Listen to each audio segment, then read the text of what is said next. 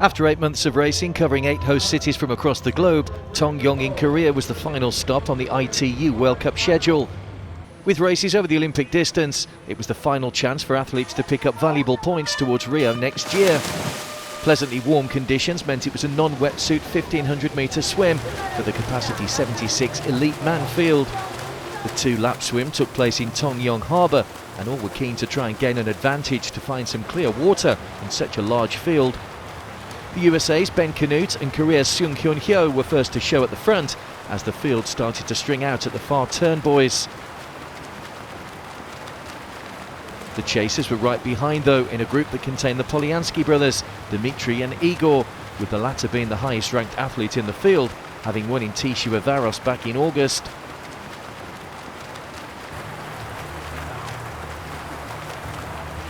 As the large field headed back towards the pontoon, it was the Korean who exited first, closely followed by Canute, who was racing in just his second World Cup event of the year. A steady stream made it to T1, with the two Russian brothers neck and neck.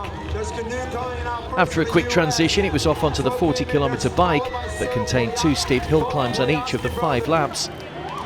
It was Canute looking to better his 35th place finish at Mooloolaba back in March that took the early lead, but there was still plenty of talent just behind him.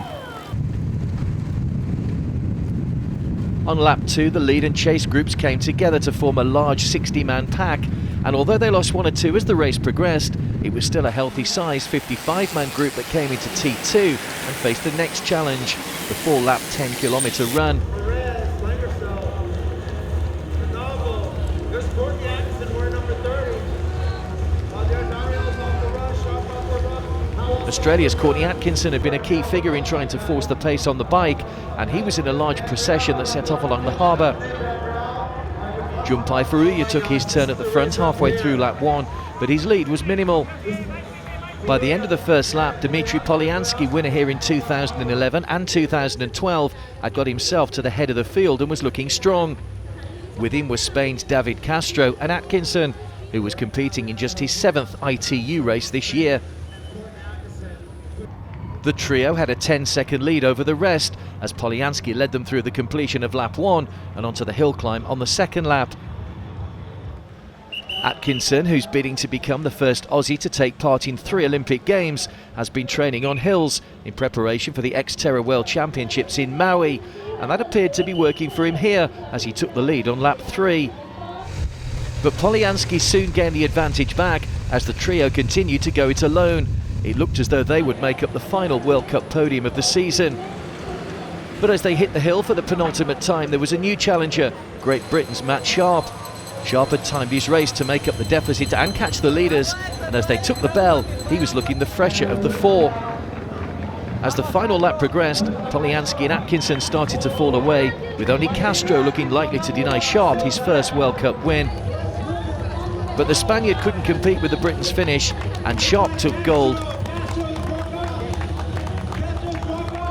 Castro came in second, while Atkinson held off Polyansky's attentions to take third.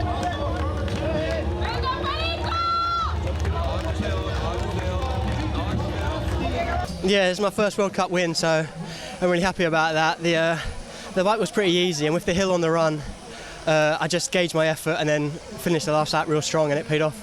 I am a sprinter, and in my mind it's second, and the last lap in the last 100 meters sprint, and Sharp attack in the final lap, and no sprint.